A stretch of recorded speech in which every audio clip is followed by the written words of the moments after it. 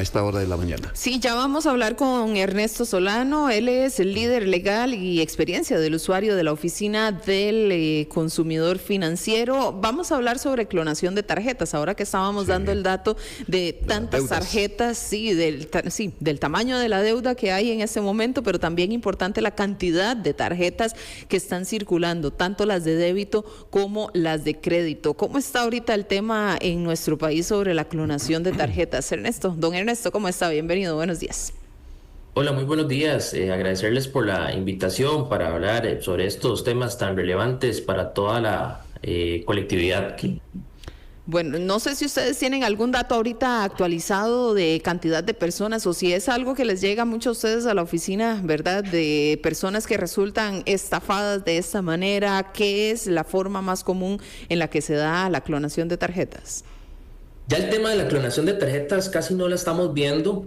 De aquí casi queda 3 a 4 años para atrás. El tema de la clonación como tal no es como la causa principal. De hecho, son muy pocos los casos que nos llegan. Esto precisamente porque se incorporó el tema del el chip en la tarjeta. Antes las tarjetas solamente tenían lo que era la banda magnética y esto generaba que los estafadores encontraran los medios para duplicar esta banda magnética. Entonces generaban con los medios, los skimmers que se conocían en ese momento, se ponían en los cajeros automáticos y este skimmer leía y clonaba la banda magnética. Sin embargo, desde que se puso en práctica el tema del chip, ya no tuvimos más estafas, o por lo menos tenemos conocimiento de que no se generaron más estafas en ese sentido.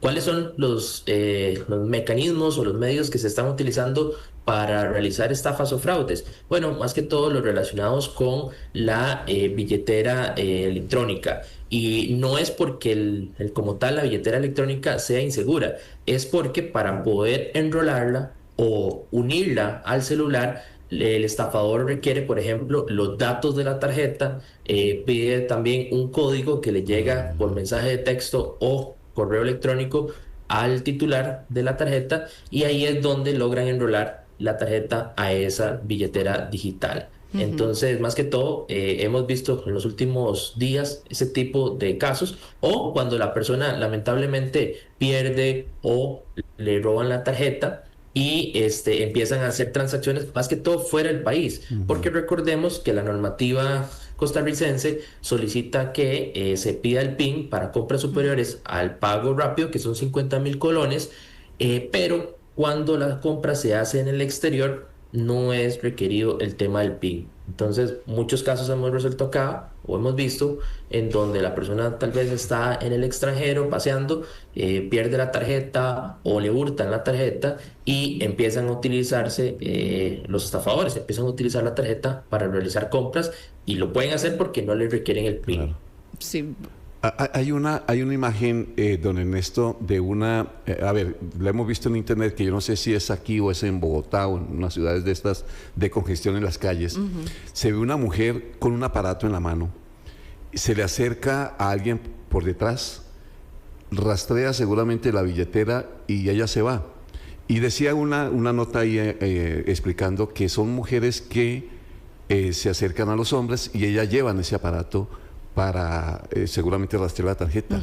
¿Eso funciona así tan abiertamente? Es decir, ¿qué puede hacer alguien que, por ejemplo, se me acerque y me ponga, que usted me va a decir qué aparato es, y me robe la cuenta o qué hace? Claro, esto es básicamente como un datáfono que se utiliza para poder generar el pago, la transacción, y es que ahora todas las tarjetas tienen esta tecnología del contactless y es precisamente para agilizar los pagos en los comercios. Entonces se requiere que ya sea la tarjeta en físico o bien el celular se acerque al dispositivo para poder autenticar la transacción. En caso de que sea un monto superior a 50,000 colones y si la transacción es en Costa Rica, debería de pedirle ese PIN, porque precisamente para eso fue generado el tema del PIN, para que esas compras superiores a 50,000 sean autenticadas con el tema del PIN. En el caso de la billetera digital no se requiere la digitación del PIN porque se entiende que hay una autenticación biométrica, es decir, le escanean el iris del ojo de la persona. En estos casos, bueno, por lo menos aquí en el país no hemos visto en la Oficina del Consumidor Financiero ese tipo de métodos, que sí lo hemos visto por lo menos en redes sociales, pero también existen, por ejemplo, inhibidores como de señal, para que precisamente si alguien llega y se le acerca el datáfono, no pueda hacer esa interacción con el dispositivo de pago.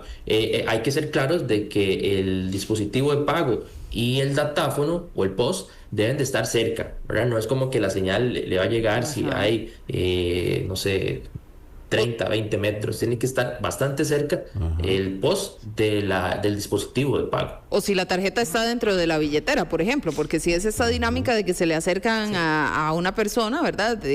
A un hombre que usualmente anda la billetera en la bolsa del pantalón, a esa distancia no funcionaría. Vamos a ver, tiene que, como le digo, sí ponerlo bastante cerca. No puede esperarse que si la distancia, no sé, llámese 10 metros, se puede autenticar. Tiene que estar muchísimo más cerca. Puede ser de que sí, en una parada de autobús o en un autobús, inclusive, en donde están las personas pegadas, ahí perfectamente puede haber ese escaneo, sin duda alguna. Ok, bueno, interesante este dato también, que uno a veces piensa que es que tiene que ser el contacto como muy directo. Bueno, entonces, en resumen, yo creo que lo que podemos decir es que ya el tema de clonación de tarjetas, bueno, siempre hay que tener mucho cuidado, porque sí hay algunos lugares en donde tal vez le dicen a uno es que la parte del contacto no sirve, o que insertarla tampoco, ¿verdad? Entonces no sé si todavía pues quedará esa prevención a hacer, pero digamos que se va modernizando la parte de la estafa en este sentido. Sin duda alguna, ahora los estafadores con todo el tema de la inteligencia artificial están teniendo más métodos para engañar a las personas, y los cuidados siempre los debemos de tener. Por ejemplo, si vamos a ir a un cajero automático, siempre como revisar la ranura donde metemos la tarjeta para que no exista nada como extraño. Es importante también tener habilitado el tema del PIN, preguntarle a la entidad financiera si mi dispositivo de pago tiene habilitado el requerir el PIN para compras superiores a 50,000 colones. Cada vez que nos llegan algún tipo de código, bueno, cerciorarse que efectivamente estábamos haciendo algún tipo de gestión, por ejemplo, para enrolar la tarjeta a la billetera digital, que dicho sea de paso, es una de las formas más seguras, porque la forma de autenticación es con biometría, escaneando el iris del ojo. También es importante que cuando veamos algún movimiento sospechoso, comunicarnos de manera inmediata a la entidad financiera para generar el bloqueo respectivo, y en caso de que el delito se haya generado aquí en Costa Rica, presentar la denuncia correspondiente ante el organismo de investigación judicial. Claro. Pues bueno, don Ernesto, aquí sí, como ha dicho alguien, si cada uno no protege lo suyo es muy complicado, pero si el vivo en la calle también estaba equipándose con todo lo mejor con tal de quedarse con nuestra plata, pues sí nos dispara las alertas a todos. Don Ernesto, le agradecemos mucho que nos haya atendido. Con muchísimo gusto, a la orden. Que me la vaya bien. Don Ernesto Solano es líder legal y